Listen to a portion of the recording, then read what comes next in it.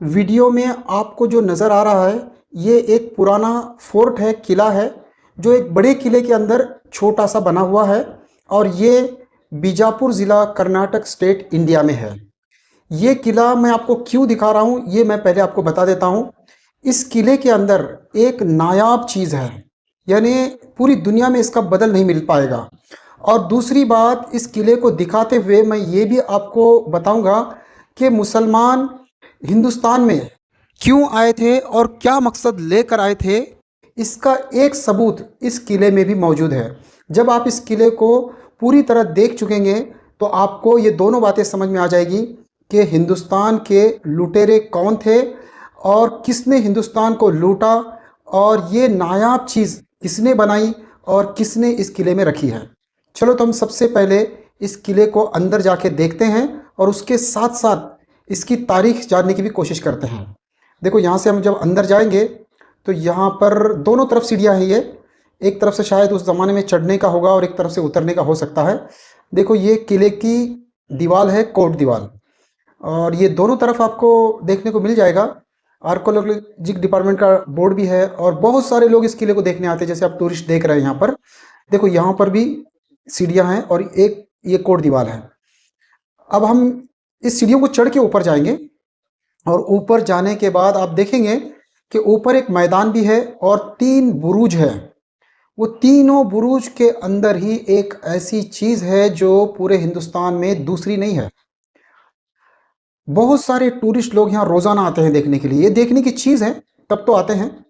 अब देखो, हम ऊपर आ चुके हैं और यहाँ से हम आगे जाएंगे तो आपको वहाँ आगे एक दरवाजा दिखेगा। देखो, ये उसकी वॉल है, इस सेकंड वॉल है। ये जैसे फर्स्ट वॉल मैंने आपको दिखाई थी नीचे, अब ये बुर्ज की सेकंड वॉल है। देखो, हम यहाँ से आए थे, उधर भी सीढ़ियाँ थी और इसके करीब सामने ये रोड है। और मैंने पूरा घुमा दिया, कैमरा आपको नजर आएगा। अब सामने आप देखेंगे ना तो वहाँ पर एक दरवाज़ा है इस फोर्ट के अंदर जाने के लिए। आपको थोड़ा सा दिख रहा होगा, देखो यहाँ पर है, और यहीं से लोग अंदर जाते हैं। हम भी यहीं से जाएंगे अंदर। देखो, यहाँ पहले से ही बहुत सारे टूरिस्ट मौजूद हैं अंदर और इसको बहुत ही खूबसूरत रखा गया, साफ सुथरा रखा गया। यहाँ पर सफाई के लिए लोग भी रखे गए हैं। अब देखिए, यहाँ से हम जब अंदर एंट्री करेंगे तो इस किले के अंदर सामने आपको 3 बुरुज नजर आ रहे हैं। एक छोटा, फिर एक छोटा, फिर एकदम से बड़ा। ये 3 बुरुज है, इसी के ऊपर वो चीज़ रखी हुई है। मैं आपको ले जाके दिखाता हूँ और यहीं पर वो सबूत भी है कि मुसलमान हिंदुस्तान के लूटने वाले थे और लुटेरे थे और उन्हें बहुत सारे हिंदुस्तान की चीज़ों को लूट लिया। देखो, काफ़ी बड़ा किला है, अहाता है।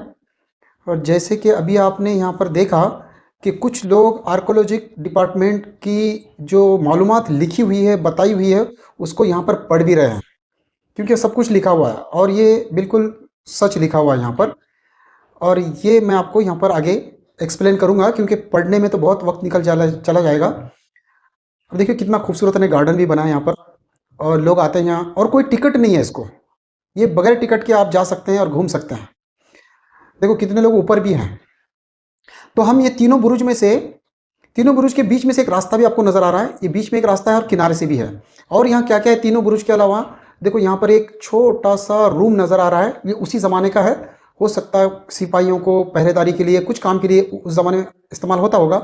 और ये बड़े बुरुज के ऊपर ये कुछ यहाँ पर इंस्क्रिप्शन है। अब इनका मतलब जो है वो कोई फारसी या अरबी पढ़ा हुआ आदमी ही समझ सकता है, क्योंकि इसके सज्जे के नीचे यहाँ ये फारसी में, अरबी या अरबी में लिखा हुआ है और वो ठीक से नज़र भी नहीं आ रहा है। खैर, इसकी मालूमात यहाँ पर मौजूद है। अब देखो, हम ये तीनों बुरुज में से छोटे बुरुज से शुरुआत करते हैं और इस दरवाजे से बाहर आएंगे हम, क्योंकि पूरा चक्कर काट के आएंगे। देखिए, हम यहाँ से एक छोटे बुरुज पे चलेंगे। ये छोटे बुरुज के अंदर भी कुछ खास बातें हैं इसमें जो मैं आपको बताना चाहता हूँ। छोट बुरुज का एक सिस्टम होता है कि उसके पीछे का जो साइड होता है वहाँ पर एक सेफ्टी वॉल होती है जो चांद की तरह आधे आकार की होती है, और सामने ये बुरुज जो है ना इस तरह खुला होता है, क्योंकि तोप यहीं से उड़ानी होती है, गोला। तो दुश्मन के जहाँ आने का रास्ता हो सकता है, जहाँ से दुश्मन आ सकता है, वहाँ पर एक खुला रखते हैं और सेंटर में तोप रखी जाती है और वहाँ पर एक होल भी होता है। मैं आपको दिखाऊंगा उस होल को भी। और पीछे सेफ्टी के लिए ये वॉल होती है जो तोप चलाता है। और वहाँ पर एक डक होता है नीचे, ताकि उसी के अंदर से वो तोप को फिराता है, उसके डायरेक्शन को चेंज करता है। जैसे आप यहाँ देख रहे हैं इस कैमरे में, देखो ये मट्टी से भर गया है, यहाँ पर तोपची खड़ा रहकर उसके डायरेक्शन को चेंज करता था। और आप ज़रा गौर से देखेंगे तो यहाँ बीच में आपको एक होल भी नज़र आ रहा होगा। ये होल है जिसके ऊपर उस ज़माने में बेरिंग वगैरह नहीं होती थी, तो इस होल के अंदर कोई सिस्टम ऐसा करा जाता था जिसकी वजह से तोप एक आदमी हिला सके, क्योंकि कई किलो टन वजनी तोप होती थी, तो उसको एक आदमी कैसे हिलाएगा। तो इसीलिए ये एक आसान निज़ाम यहाँ पर बनाया हुआ होता है। अब ये डग जो है ना दोनों तरफ है, अगर इस तरफ से फायर करना हो तो यहाँ पर तोपची खड़ा रहेगा अंदर, और उस तरफ से फायर करना हो तो वहाँ पर भी एक ऐसा ही डक होगा जिसमें खड्डा टाइप होगा, उसके अंदर तोपची खड़ा रह के उस तोप को फिराए, उसके डायरेक्शन को चेंज करेगा। तो ये एक बुरुज का हर जगह निज़ाम होता है। अब हर जगह बुरुज इतना सही सालिम नहीं होता। देखो ये होल यहाँ पर आपको मैं दिखा रहा हूँ, छोटा दिख रहा है लेकिन ये बड़ा है, और इसके अंदर एक मेख जैसा होती, और वो मेख को तोप को फिट किया जाता और उसको चारों तरफ बैलेंस करके हिलाया जाता। हम अब इस बुरुज को तो देख चुके हैं, अब ये सामने वाला बुरुज है, इसके बाद वाला इसको देखेंगे। उसके बाद वो तीसरा बुरुज है, वो तीसरे बुरुज ही में वो खास करके चीज़ है जिसको मैं आपको दिखाना चाहता हूँ। अब देखिए यहाँ से हम थोड़ा सा चल के ये बीच वाले बुरुज को देखेंगे, और इस बीच वाले बुरुज में वो नायाब चीज़ जो है वो है मलिके मैदान तोप, जो आपको अब सामने नज़र आ रही है। ये 55 टन वजनी तोप है। इतनी वजनी तोप पूरे हिंदुस्तान में नहीं है, बल्कि आप पूरी दुनिया में भी सर्च करेंगे तो आपको नहीं मिलेगी। ये पंच धातु से बनाई हुई तोप है। अब ये तोप की मैं छोटी सी हिस्ट्री आपको बता दूं कि ये तोप बुरहान निज़ाम शाह ने अहमदनगर में बनाई थी, और ये बनाने का जो कारखाना है, आपको मालूम है कि परांडा जो फोर्ट है, उस फोर्ट में तोप बनाने का कारखाना था, और उसी जगह पर इतिहासकार बताते हैं कि तोप वहाँ बनाई गई थी। तो आपके जहन में बात आ रही होगी कि 55 टन तोप वहाँ से यहाँ कैसे लाई गई, ये एक सवाल है। तो इसको लाने के लिए 10 हाथी और कई ऐसे बैलों को लगाया गया था, जिसके ज़रिए से इसको घसीट कर लाया गया था। लेकिन ये यहाँ नहीं लाया गया था। ये तोप का इस्तेमाल हुआ था जो 1565 में जंग हुई थी तालीकोटा की विजयनगर के साथ में, वहाँ पर इस तोप को इस्तेमाल किया गया था। और वो जंग जीतने के बाद बुरहान निज़ाम शाह ये तोप वापस नहीं लेके गए, बल्कि अपने दामाद अली आदिल शाह को तोहफे में ये दे दिया। तो ये तोप 1549 में बनी है, और 14 फीट 6 इंच ये लंबी है, और हाइट में ये मेरे अंदाजे से तो कम से कम 4 फुट इसकी हाइट है, और अंदर का जो गोल आपको जो गोला रखने का है वो भी 1.5 फीट के करीब है, यानी कि आदमी अंदर जाके सो सकता है आराम से। इस तोप के ऊपर वो सारी मालूमात लिखी हुई है। अब देखिए यहाँ पर कुछ इंस्क्रिप्शन इसके हैं। अब इसके मतलब जो है, अब जो आदमी इंसान गौर करेगा तो उनको पता चलेगा। एक हाथी है और वो दौड़ रहा है, और पीछे से शेर के जबड़े में या मगरमच्छ के जबड़े में है, दांत बहुत लंबे लंबे हैं। हाथी एक मगरमच्छ के जबड़े में है। अब इसको गौर करेंगे तो इसका मतलब भी पता चल जाएगा कि ये क्यों इस तरह से इन्होंने डिज़ाइन यहाँ बनाया। देखो मोटी कितनी है ये कम से कम 12 इंच के करीब मोटी लगती है अगर टेप से मापा जाए। ज़्यादा लंबाई नहीं है, बहुत सारे तोप की लंबाई ज़्यादा होती है और पतली होती है, लेकिन ये मोटी है, 55 टन की है, पंच धातु से बनाई हुई है, और ये जो है लंबाई में कम है। चलो हम ऊपर जाके फिर और इसको अच्छी तरह देखने की कोशिश करते हैं कि ऊपर से देखने से पता चलेगा कि इसके ऊपर क्या क्या लिखा हुआ है और ये किन लोगों ने बनाई हुई है। जैसे मैंने पहले बताया आपको, बुरहान निज़ाम शाह ने, जो अहमदनगर के सुल्तान थे, उन्होंने इसको बनाया था। और यहाँ कैसे आ गई वो भी मैंने आपको बता दिया कि तालीकोटा की जंग के बाद ये वापस नहीं गई, बल्कि यहीं पर अपने दामाद को, कुछ इतिहासकार कहते हैं कि तोहफे में दे दी गई, चाहे जो भी हो। तो यहाँ पर इसको बनाने वाले जो थे वो मोहम्मद हुसैन रूमी, जो तुर्किश आर्किटेक्ट थे, उन्होंने इसको बनाया। उनका नाम यहाँ पर लिखा हुआ है इसके ऊपर। और फिर उसके बाद यहाँ पर मुग़लों की जब हुकूमत हुई, मुग़लों ने जब आदिल शाही को कैप्चर किया, तो उन्होंने इसमें कुछ इंस्क्रिप्शन एक्स्ट्रा कर दिए कि अब आदिल शाही ने, मुग़लों की ये प्रॉपर्टी है, ये उन्होंने बता दिया। देखो ये तोफ कि ये बत्ती लगाने की जगह है, जहाँ से गोला डालने के बाद यहाँ से बत्ती लगाई जाती थी। और ये दोपहर में भी आएंगे तो ये तोप कभी गर्म नहीं मिलेगी आपको। यहाँ पर देखो नाम लिखा हुआ है जिसने इस तोप को बनाया था, मोहम्मद हुसैन लिखा हुआ है यहाँ पर, जो तुर्की के रहने वाले थे। और आगे देखिए यहाँ पर भी कुछ लिखा हुआ है। यहाँ पर कुछ जगह लिखा है, कलमा लिखा हुआ जैसा भी नज़र आता है मुझे, क्योंकि ऊपर ला इलाहा इल्लल्लाह मुहम्मदुर रसूलुल्लाह जैसा मुझे नज़र आ रहा है। अल्लाह भी ऊपर अरबी में नज़र आ रहा है। जितना मैं अरबी पढ़ सकता हूँ उतना मैं आपको बताया, बाकी इसको अच्छी तरह से आप समझ सकते हैं, मैं जूम करके तो आपको दिखाया हूँ। इसके आगे और एक इंस्क्रिप्शन है, देखो यहाँ पर, यहाँ पर ये तो जाहिर है कि ये फारसी है और इसमें भी कुछ लिखा हुआ है। खैर ये तीनों इंस्क्रिप्शन में क्या लिखा है मैंने आपको बता दिया कि बनाने वाले का नाम, और यहाँ पर कलमा वगैरह कुछ दरमियान में लिखा है, और एकदम आगे मुगलों ने जब कैप्चर किया था तो उनका जो है यहाँ पर कुछ डिटेल लिखा हुआ है। खैर ये तोफ यहाँ नहीं थी। अब मैं आपको बताता हूँ कि मुसलमान लुटेरे होने का सबूत आपको देता हूँ। ये तोफ थी यहाँ पर, यहाँ से तोफ ये घसीट कर लेके आए गए यहाँ नीचे। क्यों?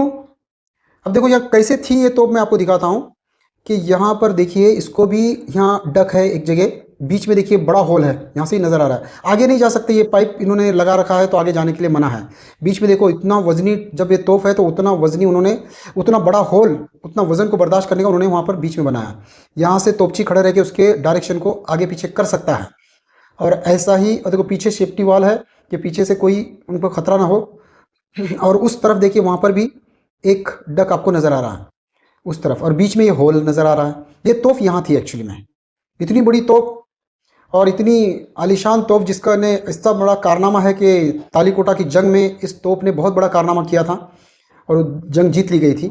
तो इस तोप की एक खास बात बताऊं कि इसमें गोला डालकर जब दागा जाता तो इसका बहुत भयंकर आवाज़ आता, और उस आवाज़ से बचने के लिए इन्हें कान फट जाते तोपची के। इसीलिए यहाँ पर एक दिख रहा है आपको, एक टाकी टाइप है, ये कुआं है यहाँ पर, तो फौरन इस पे पानी भरा जाता है, इस कुएं में फुल पानी रखते, और जैसे ही तोप को बत्ती लगा दे तोपची इसके अंदर चले जाता ताकि कान उसके जो है फट ना जाए पर्दे।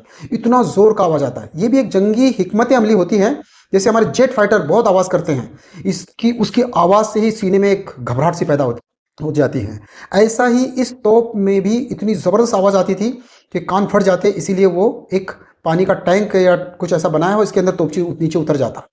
खैर अब मैं बता दूं कि मुसलमान ये यहाँ से इसको लेकर सऊदी अरब जाना चाहते थे। वहाँ बहुत बड़ा म्यूजियम है ना, तो म्यूजियम में इसको रखना चाहते थे, क्योंकि हिंदुस्तान का जो कोहिनूर हीरा है वो भी तो मुसलमान लूट कर सऊदी अरब के म्यूजियम में रखा है ना।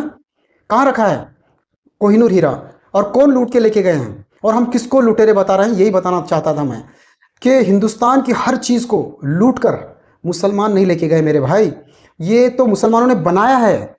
लूट कर ले जाना चाहते थे ब्रिटिश, इसीलिए वहाँ से घसीट कर वो नीचे लाए थे, मगर उस ज़माने में किरण ऐसा कोई वज़न उठाने की चीज़ नहीं थी जिसकी वजह से बच गई, वरना इसको भी ये लुटेरे जो ब्रिटिश थे, ये यहाँ की हर नायाब चीज़ को लूट कर ब्रिटेन ले जाते और वहाँ के म्यूज़ियम में सजा कर रखते। आज भी आप जाकर देख लो कि ब्रिटेन में हिंदुस्तानी चीज़ें और दुनिया की लूटी हुई चीज़ों से एक म्यूज़ियम सजाया गया है। आपको मुसलमानों का ऐसा कोई म्यूजियम नहीं मिलेगा जहां पर मुसलमानों ने दुनिया से लूट कर ले जाकर वहां पर सऊदी अरब में या किसी इस्लामी मुल्क में कोई म्यूजियम बनाया हो और वहां पर उन्होंने वो चीज़ रखी हो। ऐसा आपको कहीं नहीं मिलेगा। तो उम्मीद करता हूं आपके समझ में आ गया होगा कि ये इतनी नायाब तोप बच कैसे गई हिंदुस्तान में, क्योंकि हर नायाब चीज़ को ब्रिटिश उठा के ले जाते। और आपको ये भी पता चल गया होगा कि असल में जो हिंदुस्तान के लुटेरे थे वो मुसलमान थे या कोई और थे। और आज हम मुसलमानों को जो लुटेरे बता रहे हैं ये किस हद तक सही है, आप खुद फैसला करके कमेंट में ज़रूर बताएं कि क्या वाकई में मुसलमान लुटेरे थे। तो अगर ये वीडियो आपको अच्छी लगी तो वीडियो को जरूर लाइक करें, चैनल को सब्सक्राइब करें। ये जगह बहुत अच्छी है, आप घूमने आ सकते हैं, बिल्कुल ये बस स्टैंड से करीब है, यानी रेलवे स्टेशन से भी 4 किलोमीटर है और बस स्टैंड से भी ये 2-3 किलोमीटर की दूरी पर है।